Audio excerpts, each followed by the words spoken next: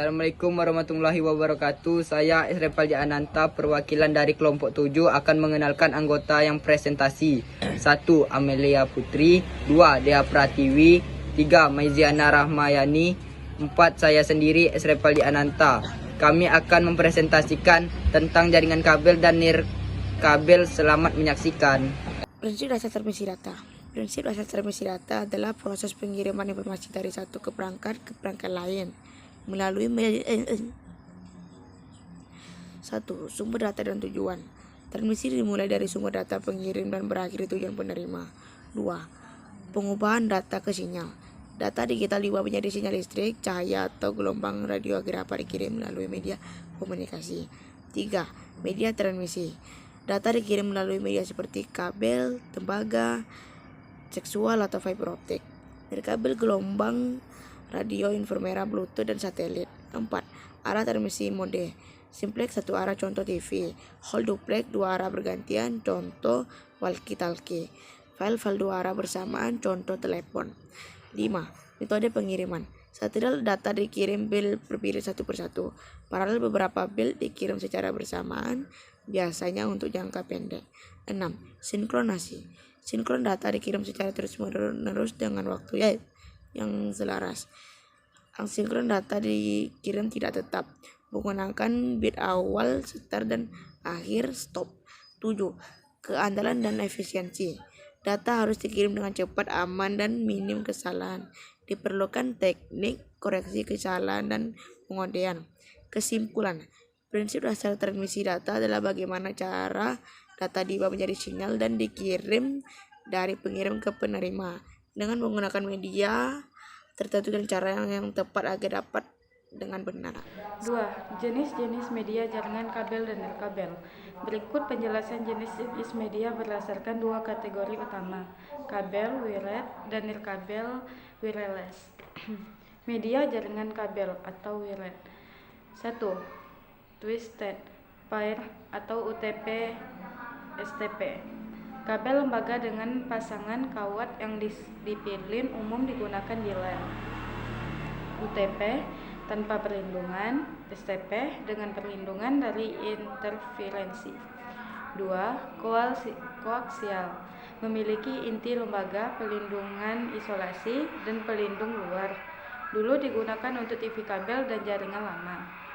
3. Fiber optik, menggunakan serat kaca atau plastik mengirim data sebagai cahaya, sangat cepat dan tahan terhadap gangguan.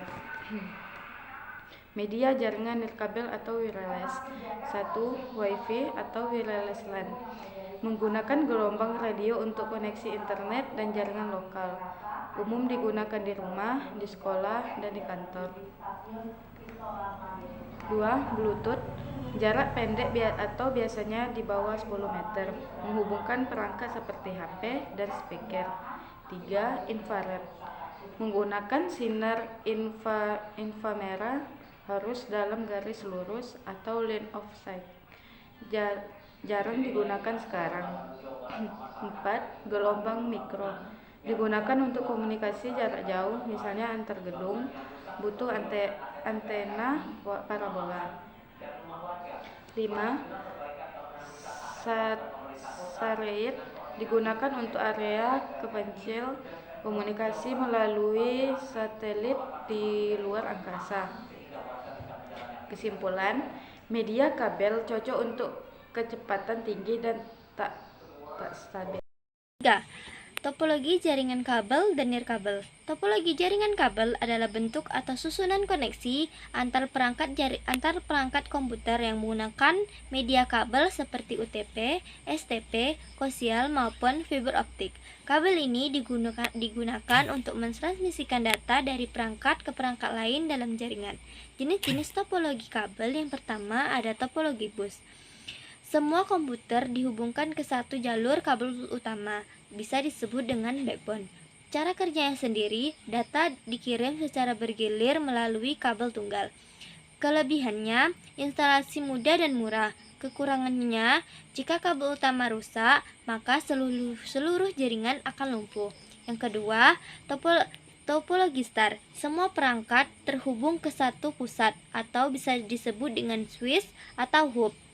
Cara kerjanya sendiri, setiap data dikirim ke pusat dulu, lalu akan diteruskan ke tujuan.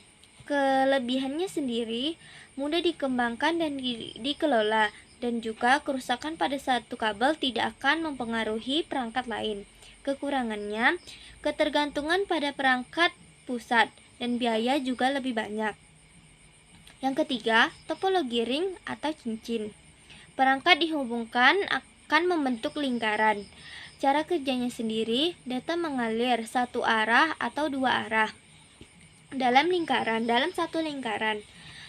Kelebihannya sendiri, hemat kabel, tidak akan terjadi tabrakan data atau collision. Kekurangannya, kerusakan satu node atau kabel menyebabkan jaringan akan terputus. Yang keempat, topologi mesh. Semua perangkat saling terhubung ke satu sama lain. Cara kerjanya sendiri, data bisa dikirim melalui banyak jalur yang berbeda. Kelebihannya, jika satu jalur rusak, akan lewat jalur lain. Dan juga keamanan dan kecepatannya tinggi. Kekurangannya sangat mahal karena banyak menggunakan kabel dan konfigurasi akan rumit. Yang kelima, topologi tree. Gabungan topologi star dan bus, struktur seperti pohon yang bercabang. Cara kerjanya sendiri, data mengalir melalui hierarki dari pusat ke cabang. Kelebihannya sendiri, mudah diperluas dan juga cocok untuk jaringan berskala besar. Kekurangannya, jika backbone utama rusak, satu bagian jaringan akan bisa lumpuh. Topologi jaringan nirkabel.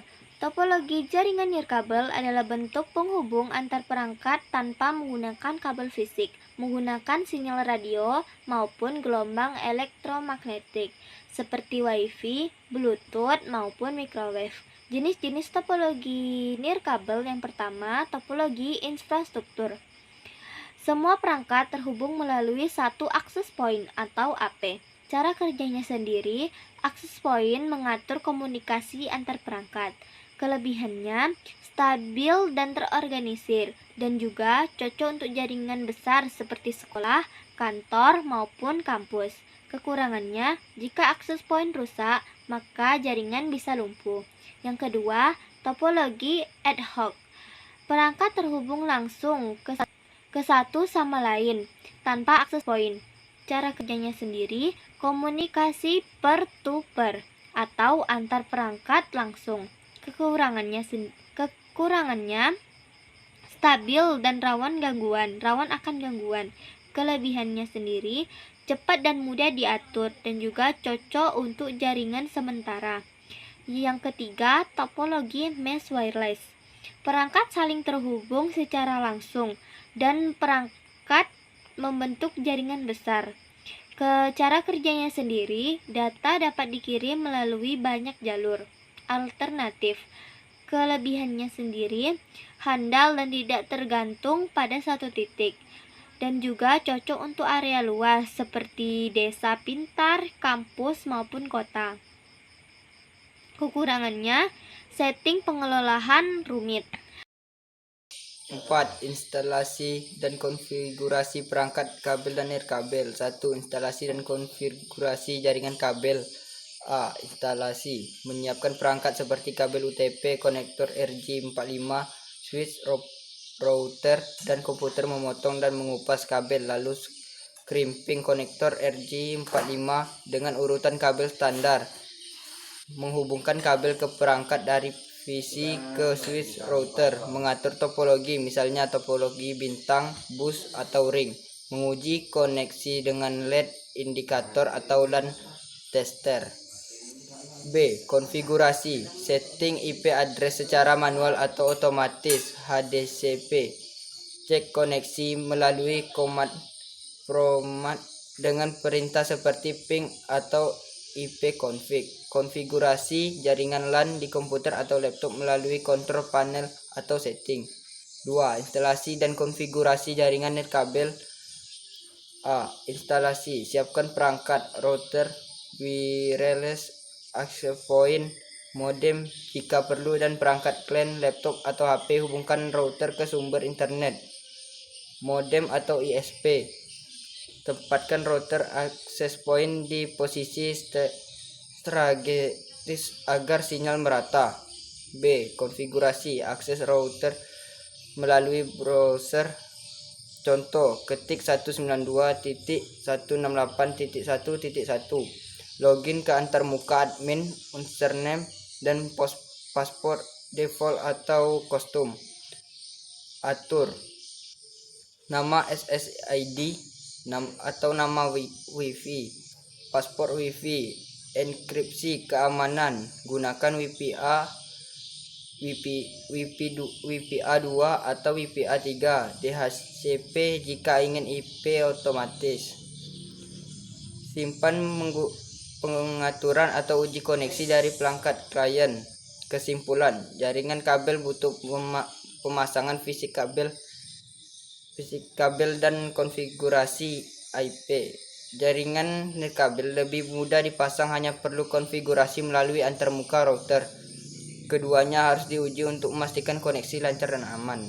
Sekian presentasi kelompok 7. Jika kalau ada salah, saya mohon maaf. Wassalamualaikum warahmatullahi wabarakatuh.